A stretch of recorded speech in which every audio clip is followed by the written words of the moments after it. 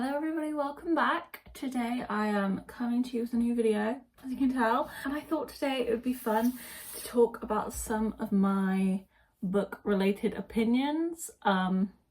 Maybe unpopular, maybe popular, I don't know. I feel like a lot of the time when we say, here's my unpopular opinion, it's everybody's opinion, it's everybody's unpopular opinion, so really it's a popular opinion because everybody has it. I've gone through, I've got like, I don't know, 10 plus completely random opinions. I've just been like writing a couple down like as I come up with them over the week. So there's no rhyme or reason to the order of this. We're just gonna go for it, get straight in. My opinions on some of these book related things. I don't think I've got anything specific to any books, so don't worry about that. But yeah, my first opinion is that coloured edges, whatever that's called, when the edges, specifically of a paperback book, is like fucking turquoise, it's ugly. I hate it. Visual aid, that is horrible. Like, that is so ugly. This came from Amazon. They just like sent it to me like that for no good reason. What is that? I hate it. And it's like, when I'm reading it, it looks weird to me. I hate how that looks. Bring back shame. Who did this? I can deal with a hardback. I have quite a few books from Illumicrate which have beautiful edges. Like, they've really, I mean, let me find one. A Study in Drowning. Look at that. Time, detail, so much thought has been put into that visual. No comparison. Burn it. No, don't burn books. But this is bad. I hate it. Next opinion is, okay, this I've come to terms with recently. Hardbacks are a better reading experience than paperbacks. Now, if there's an option between buying the paperback and a hardback of a book, probably going to choose paperback, depending on the genre. We'll get there. Probably going to choose paperback. Number one, it's cheaper, saves space on my shelves, plenty of reasons. Physically reading a hardback is a better experience for me because you can kind of like get it open on its own usually and like just sit it there, where you can only do that with certain paperback books. You've got a better chance with the hardback of that. I don't know, I just like having the hardback. Like, I just read Funny Story, a romance with the hardback. I don't usually read romances with hardbacks, and it was such a great reading experience. I read Beach Read right after and I was like, I am missing that hardback. So yeah, I feel like that's a controversial opinion. Hardbacks over paperbacks, but I'm always going to buy the paperback. Similarly to that, hardbacks are fantasy, paperbacks are romance and general fiction. I feel like that is a common opinion. I feel like that's not that out there. I feel like we all agree on that. Like, that's just, hardbacks are fantasy, right? Because it's like, there's something kind of like old and mystical and like, ooh, about reading from hardback, and like romantic, you know? Which is the same as kind of like a fantasy. And then paperbacks are like light and easy and fun, romance and general fiction. Mystery thriller can go either or. Absolutely. Okay. Oh, this one is so important to me. I'm going to read it exactly how I wrote it. Sometimes a character can just be a dick. We don't need a character arc for side character number 7. Okay. I get it. I get sometimes when you slowly see the change in a person, you just didn't get the full image of their character at first, and by the end you like see what their real like personality, what their morals are, all that kind of stuff, blah blah blah. Sometimes I get it. The amount of books I've read where someone will be a dick the entire time, and then a random like scenario at the end. Maybe they don't even do anything to change the opinion. The author just decides, oh, we need to add the character arc in it. We need to like have this character viewed in a positive light, or just have our main character forgive them and like for no reason. I just don't understand. I don't know if it's like I need my main character to be like a really good person who like forgives people and sees the best in everyone, blah blah blah, that kind of thing. It's like, bring back grudges, bring back self-respect. I hate it. I can't tell you how many books I've been reading where I'm like, oh, hate you, you are the worst, and then you give me a character arc that is undeserved, and I'm supposed to sit there and read that. We need to move on because that one's gonna really grind my gears. That's like the biggest one. Oh, stop it. Stop giving undeserving characters character arcs, especially in a stupid little 300-page romance. We don't need it. Okay, next. A romance should never be longer than 400 pages. And 400 pages is like a most. And okay, in saying this, I'm not talking about like Boys of Tobin. That's a series which is obviously a romance, but is way over 400 pages. Love that. Magnolia Parks happily will read a book that's over 400 pages from Jessa. There's plenty of examples where this doesn't fit, but you know what I'm talking about. Like, you know what I'm talking about. One of those just like fluffy duffy is what I was going to say. Fluffy duffy. Romances that you just, a palate cleanser. Do not make that over. Honestly, don't make it over 350. Keep it to 300. I want it within 20 pages of 300. What do you possibly have to say? Wasting my time. I love that I say that, and I've definitely, like, my favourite romances are probably like over 400 pages, but I don't care. Okay, this is a good one. You can do absolutely whatever you want with your books. You can write in them. You can, what's it called? Dog ear the pages. You can rip them up, throw them outside your window, put them in the shower. I don't care. Do whatever you want with your own books. If you're borrowing my book, you take very good care of her. If she comes back with an extra crack in the spine, and I'm not even big on that, like, I will crack my spines, but if I have read that book and if the spine hasn't cracked, or there's a certain like level of cracking that isn't a lot, and you give it back to me and you have what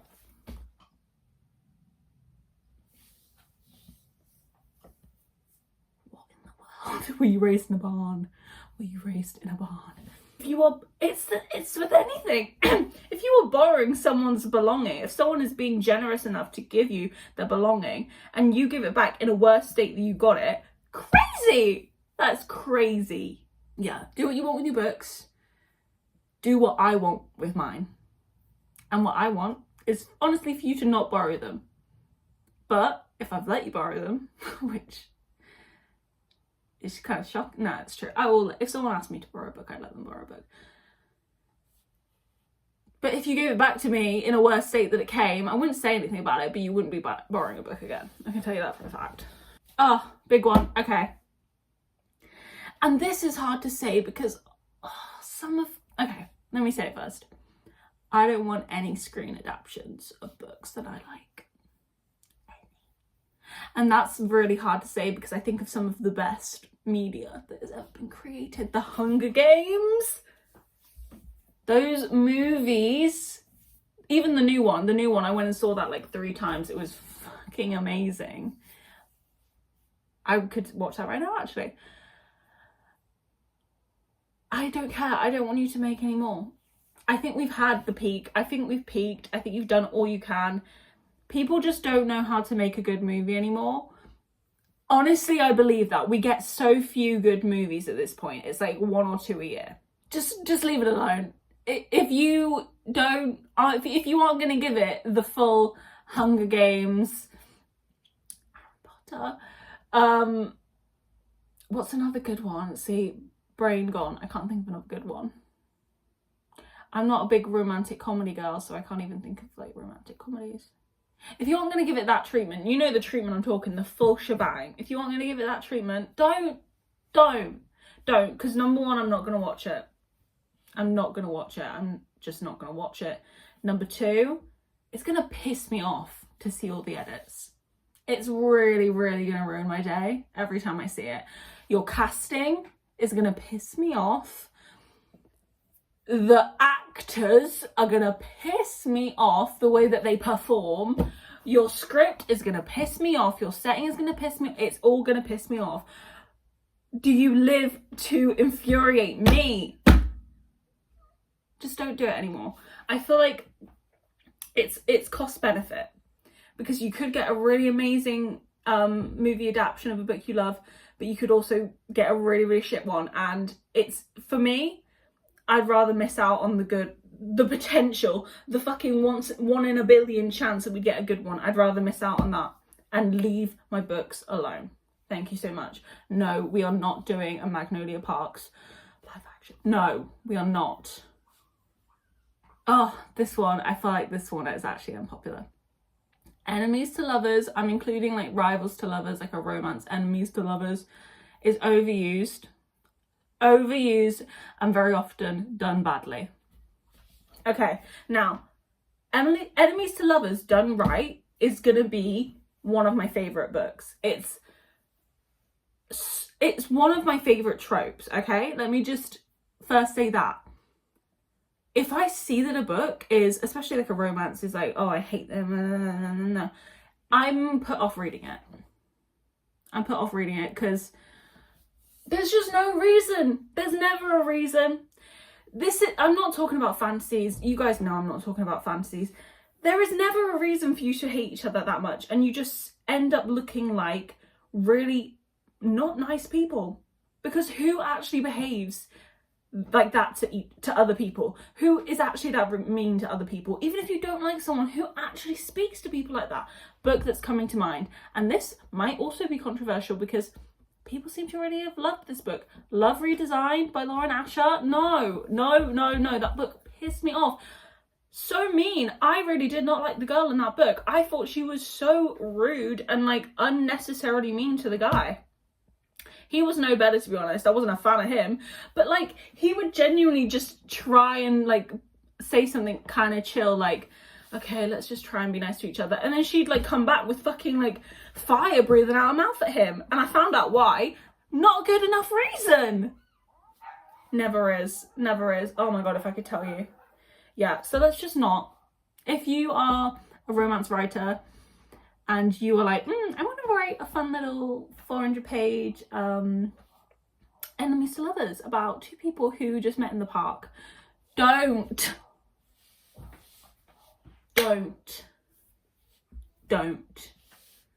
It's one thing for someone to have like a grumpy what's the word? I'm so bad with words, like standoffish personality. It's another thing to just be rude for no good reason. I don't want to see a man be rude. I don't want to see a woman be rude. I don't want to see anybody be rude. Okay, having a negative opinion about a book, about a franchise, whatever it is valid, and it's also valid to share that. You have every right to write your negative reviews, every right to say whatever you feel, because that is the point of like this kind of stuff, like in the book community, Bookstagram, BookTok, BookTube, all these things. When people like me are sat here talking about books, the point is to give your opinion. And if it's a negative opinion, you should give that too. There's a way to do that without being mean. There's a way to do that without just like completely going over the top of what is like required and what is appropriate. Like, you can say you don't like a book without saying anybody who liked this book is a freak, or what the fuck was this writer? You know, you don't need to come for the writer's neck just because you didn't like the book. Like, it's okay. You could not like the book and it can still have its place. You could not like the book and it can still have merit. You are not the holder of the keys to what is a good book.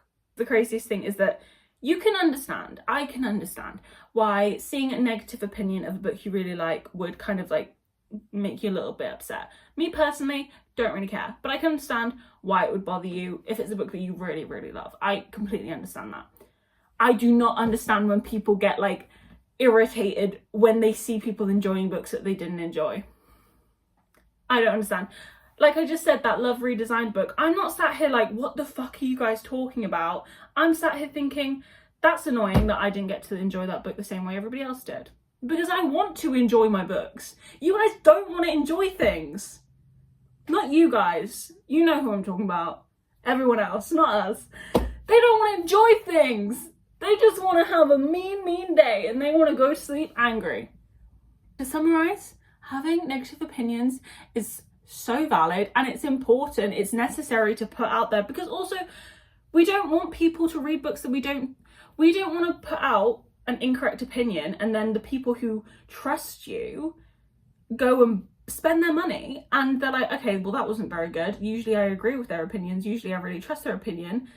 That wasn't right. And you've just given an incorrect opinion because you didn't want to offend anybody. You should give a truthful opinion, but you can do that without being mean. And then also people who get so offended by people having negative opinions, when they've like said it in like a completely fair way, you're weird as well. You're weird as well. Okay? In summary, everyone's weird. Except me. Just kidding. I can be weird sometimes. But if I am, I usually notice that I'm doing it and try and stop. Because we're not all perfect. Okay, 2 left. This is a nice whiz quick video. Just getting these out and then I'm gonna dip. Insta love has its place in my heart. Okay. Especially when I was first like started reading, I wanted the insta loves because I just needed that quick. Like give me the plot right now. Just give me the plot. I don't want to sit through 100 pages of build up. Give me the plot. Let me have it. So insta love worked for me. Also, I feel like insta love, like maybe moving less towards insta love and more towards like a soulmate, like you are the one person for me. Love it. I know it's not real. I know it's not realistic. I know. Who cares? It's a book. I want to read that. I want that to be what it is. I don't want anybody else involved in this union. So insta love does have its place in my heart. I think less so now. I think I've kind of grown out of it a little bit, but sometimes when I just need mindless reading, I do want to read like a We Connected Eyes. Like that Wattpad level. Sometimes that is just what I want and what I need. Final opinion. This is not like a final opinion. I should have rearranged this to like have more impact, but whatever. Okay, so it is, give me like a cute, like intimate, like sweet scene of like, even like, okay, so like sat on the couch watching a movie, cuddling, like, or like something that's like specific to the characters that you know is really important and like you just see like the connection there. Give me that over smut any day of the week. And I'm not like a smut hater. I'm not someone who's like skipping through the chapters like, oh my god. Not that that's anything wrong with that. I'm just being performative. So much rather have that. Like I was just reading Caught Up by Liz Tomford and I absolutely loved the first half of the book because it was just like sweet. You saw the build up of them like connecting with each other. That book has a kid in it and like the relationship there was so sweet, like between each of them with this kid. Amazing. As soon as like that came in, you know, the adult aspects, I was like, okay, it's still good, but it's kind of lost a little bit of that, like, I don't know, there's like a level of like intimacy that almost feels higher before then. I don't know if intimacy is the right word, but like connection and like true, like pure, like emotion, I guess. I don't know what I'm saying. But yeah, I think I've definitely realised, come to terms with the fact that I much prefer that like sweet, wholesome energy to that. But there's always there's a place, okay? I'm not like a hater of, you know, smut. There's a place for it, but I don't need it constantly. It's too much. It's too much. Okay, that is about it. Those are all the opinions that I could come up with for now. I was thinking about some like specific to books, but then I was like, I don't want to get into all that with the spoilers and like skip to dinner day if you haven't read this. Can't be bothered. Quick little video. How many was that? Like 10 or so, maybe a few more than 10 opinions. If you don't agree with my opinions, that's so fine. But please don't be mean to me. It like most of them I'm saying in jest, and I get like dramatic and theatrical about it because that's fun and enjoyable for me. Take everything I say with a pinch of sugar or salt, whatever you may need. I don't mean to upset anyone or cause any harm. That's about it. I hope you enjoyed this quick little video. I had a great time. I like talking about things like this. It gets me passionate and like excitable. Yeah, thank you so much for watching. I really hope you enjoyed. Come back next time, and that's about it. Bye.